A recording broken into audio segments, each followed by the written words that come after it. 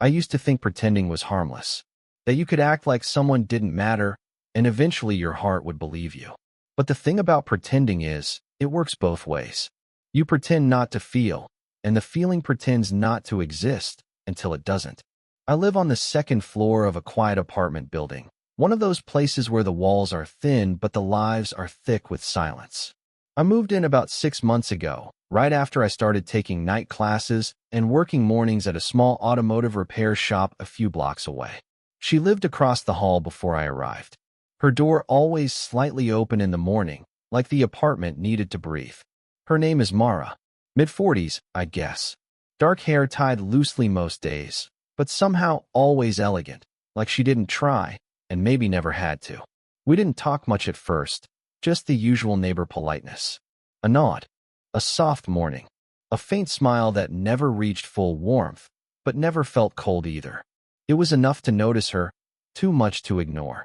One Thursday, I came home after a long shift at the shop, hands smelling like engine grease and cheap soap, shirt damp from the heat under the car lifts.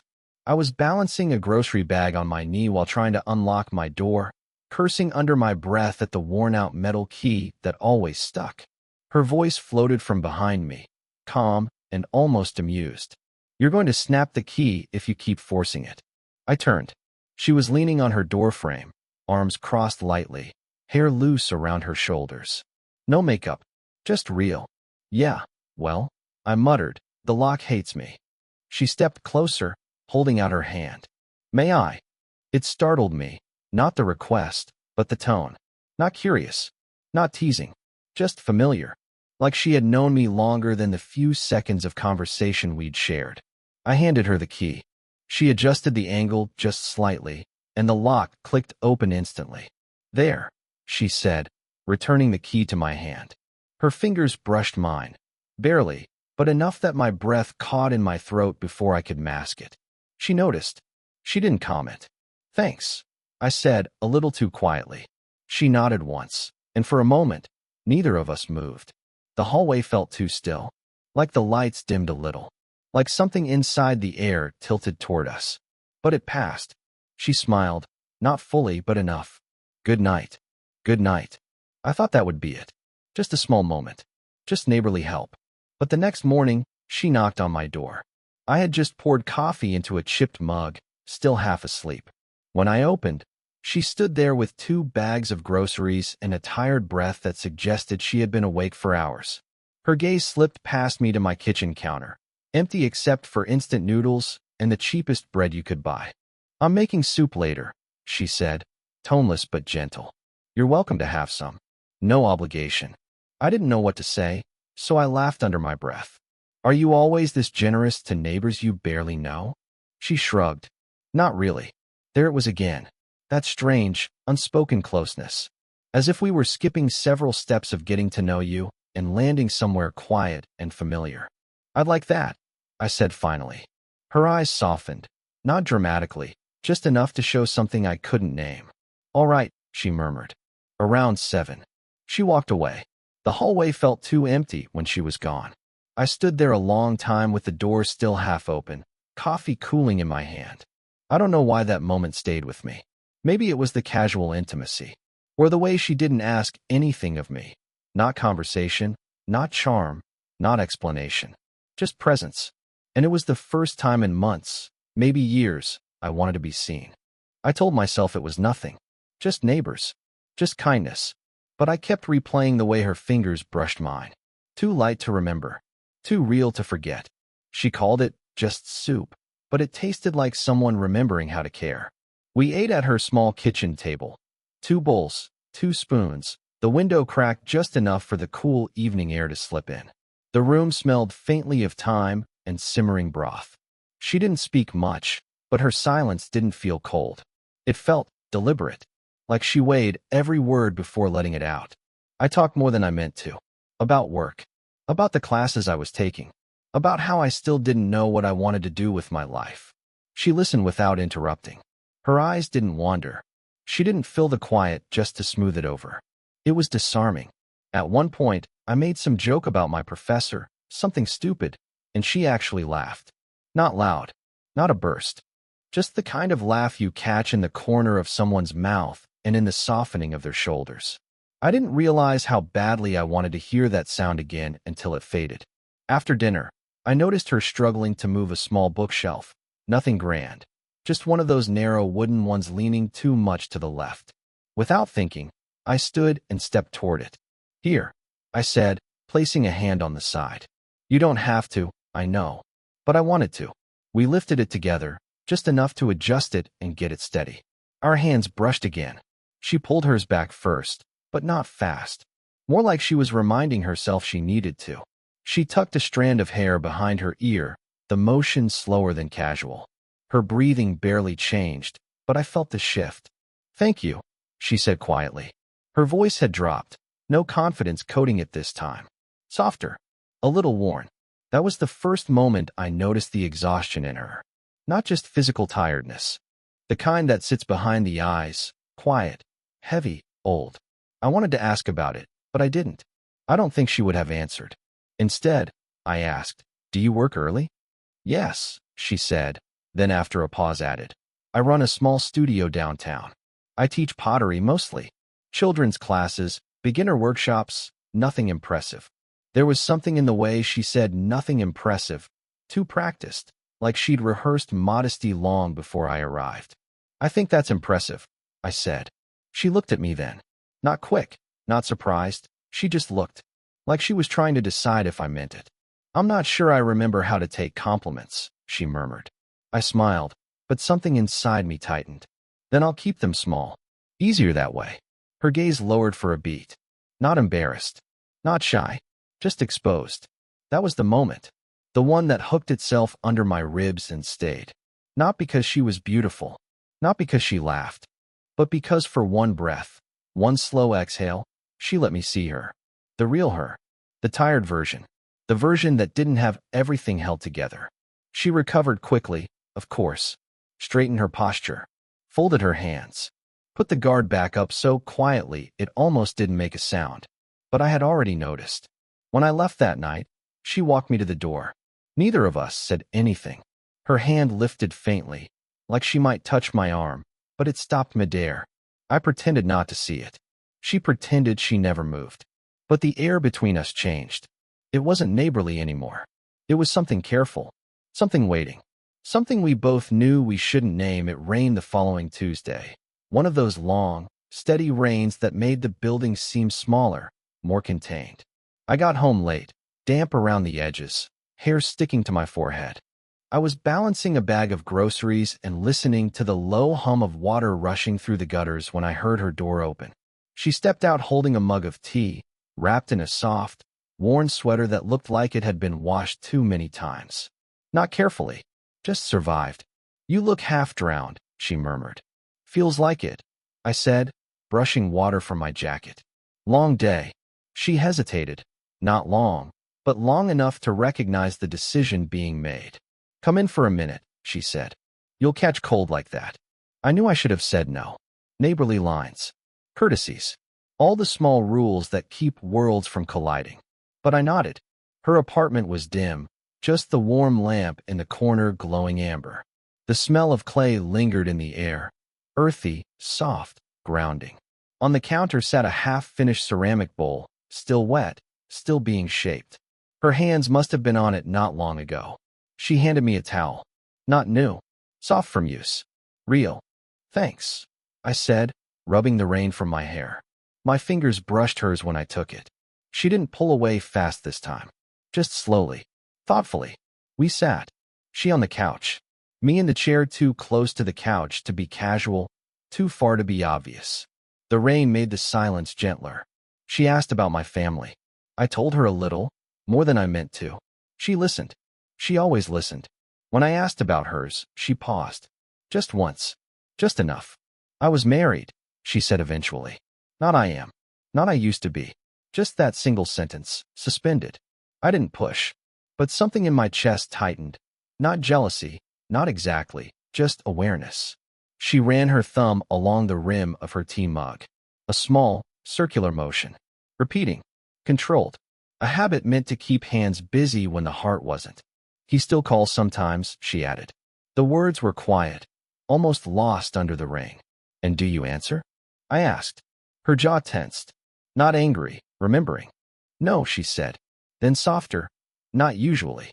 We didn't look at each other right away. It was easier to look at the rain. Then her phone buzzed. Once. Twice. A name flashed on the screen bright enough that I didn't need to read it to know. She didn't move to silence it. She just watched it. The sound stopped, and something in the room shifted. The kind of shift you feel first in your stomach before your mind understands. She exhaled. Long, controlled. Not shaky, but close. "I thought leaving would mean I could stop keeping parts of myself hidden," she said. "But it turns out, old habits don't go easily." Her voice didn't break, but something behind it did. I didn't speak. Words would have been too crude. Instead, I reached out, not to touch her, just to rest my hand on the couch cushion near hers. Close enough she could choose. Her fingers hovered, 2 inches above mine. Not touching, just suspended there in the quiet, thick air. We stayed like that, breathing the same slow, careful breath. The rain softened. The light dimmed. Her phone stayed silent. Her fingers lowered, just barely, and then she stopped. A breath away, held still, caught between want and memory. And neither of us moved. We didn't talk about what happened that night. Or almost happened. The not touching. The shared breath. The hesitation. But silence has memories. And ours remembered everything. The next few days, we passed each other in the hallway like we were walking around a bruise. Careful, gentle, pretending nothing hurt. I kept thinking it would fade, that I'd forget the way her hand hovered above mine in the lamplight. But the memory stayed, stubborn and warm. On Friday evening, she stopped by my door.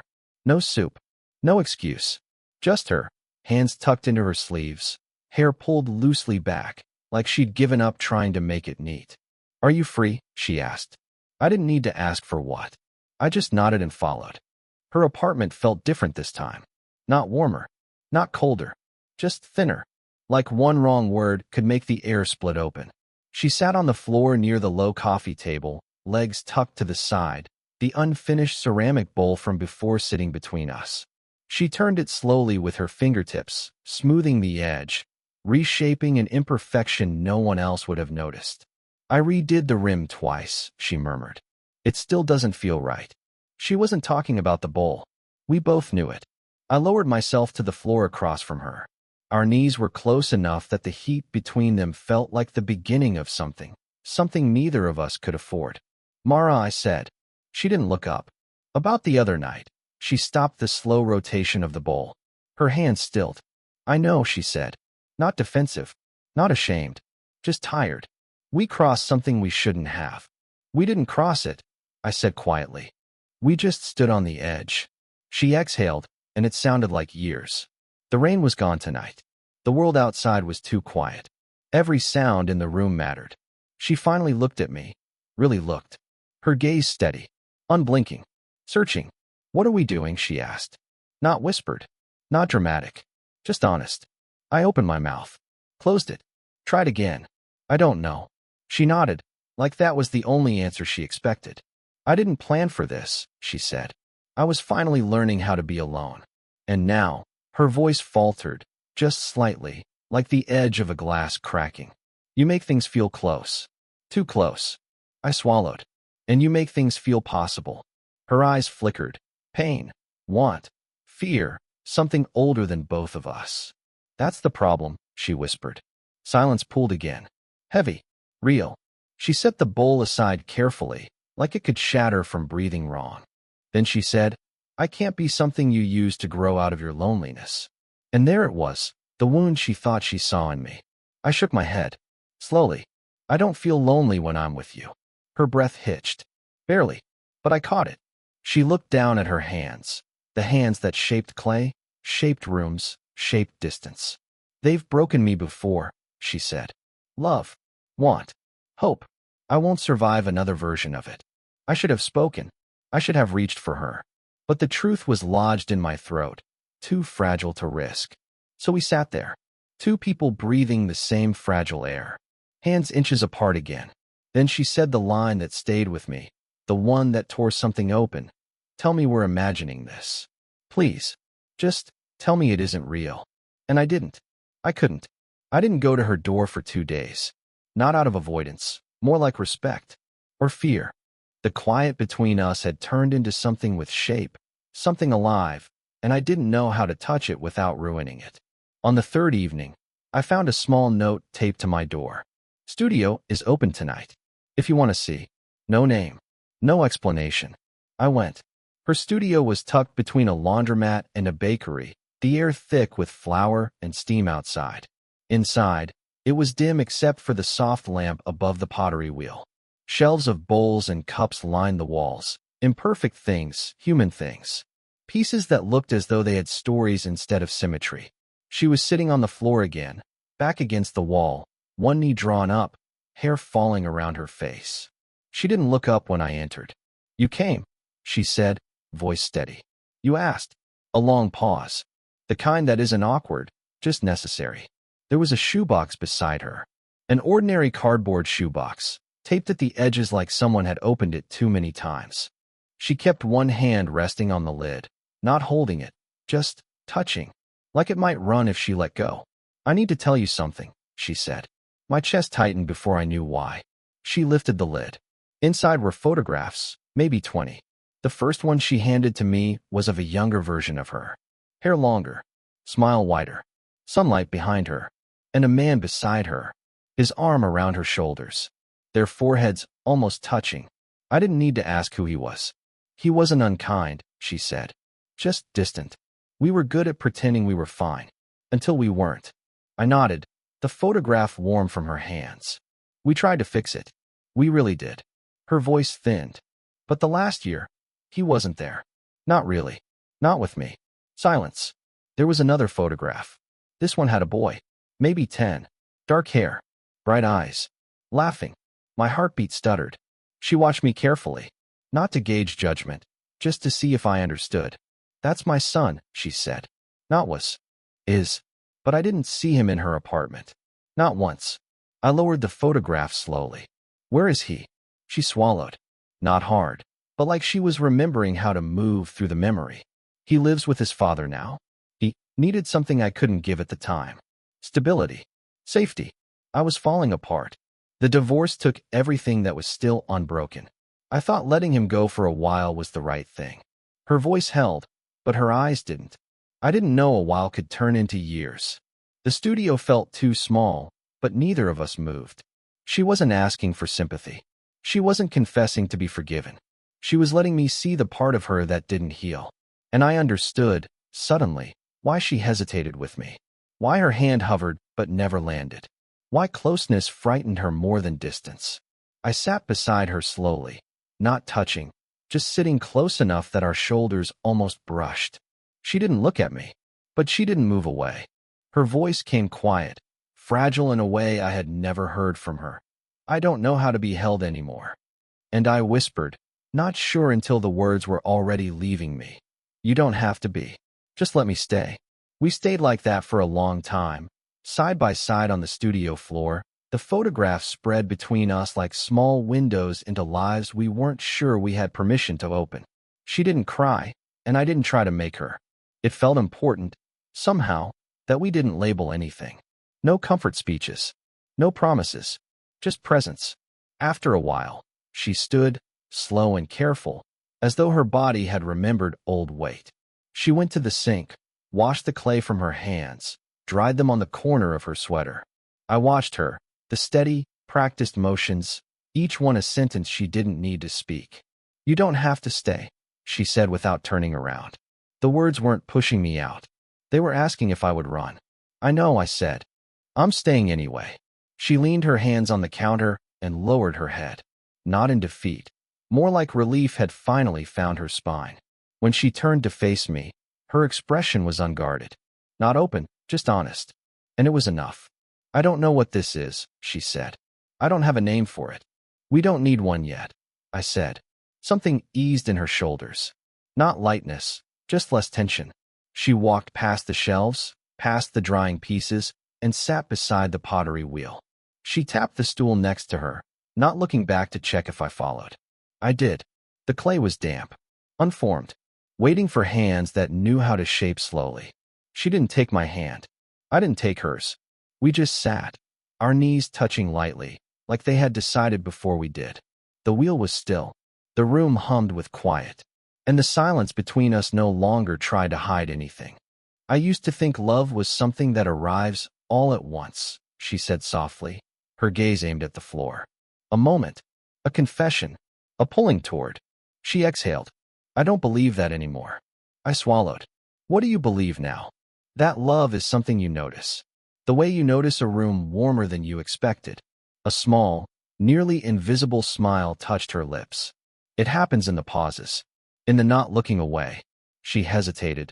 Then, you make the silence feel like somewhere I can rest. The words felt like a hand placed slowly over my chest. Not to hold me, just to say, I see you. I didn't answer. I didn't have to. I let my hand slide just slightly, barely, across the stool seat, until my fingers rested next to hers. Not touching, just next to. Her pinky moved first. A small shift, barely a breath of space, until it brushed mine. Not a kiss, not an embrace, just a fingertip choosing to stay. And that was the moment everything changed, not loudly, not dramatically, but with the quiet certainty of something that had already begun long before either of us named it. We didn't speak again. We didn't need to. We just sat there, knees touching, fingers barely overlapping, clay waiting patiently beside us, while the night held its breath around us, as if it understood. Some beginnings don't need words. I look back now, and I think the real shift didn't happen in the moment we touched, or in that quiet breath we shared. It happened slowly, so slowly, I didn't realize I had crossed into a different life until I was already living in it. We didn't become some cinematic couple overnight. There were no dramatic confessions, no sweeping gestures. Just consistency, a soft steadiness. We learned each other in the little ways. How silence could feel full, how presence could feel safe, how two people can grow toward one another without either of them forcing the direction. He didn't try to be everything. He just was there. And I learned how rare that is. Before him, I had ideas about love, sharp-edged, glittering ideas, full of intensity and hunger and dramatic weight. I thought love was supposed to be loud. I thought it had to be overwhelming to be real. I thought heartbreak was proof of depth. But he taught me that real love is quieter. Not empty, not bland, just peaceful. He listened, really listened. Not to respond, not to impress, not to fix. Just to understand. And when I spoke, I didn't feel like I was performing some version of myself. I felt like I was finally speaking in my real voice. I realized I had spent so much of my life being loud just to be heard by people who were never listening in the first place. With him, I didn't have to raise my voice at all. And yes, there were challenges. There were days when we still misunderstood each other, when old patterns tried to drag us back into who we used to be. But the difference now was simple. We didn't run. Not from the feelings. Not from each other. We stayed. Even when it was uncomfortable. Even when it required us to grow. I changed in ways I didn't expect. I started making space for quiet. I stopped apologizing for needing gentleness. I stopped treating love like something I needed to chase or prove or earn. And in return, I found a version of myself that I actually recognized. Someone softer, steadier, more whole. And him, he changed too. He learned to speak more openly, to let his guard down, to trust that someone could see him fully and not turn away. The softness in him wasn't new. I think it was always there, but now he lets it exist in the light. Sometimes, when we sit together in the evening, not talking, just sharing the same breath, I think, this is what love was supposed to be the whole time. No fireworks, no chaos, just two people choosing each other. Again, and again, and again. If this story made you feel something, let me know in the comments. Would you want more stories like this?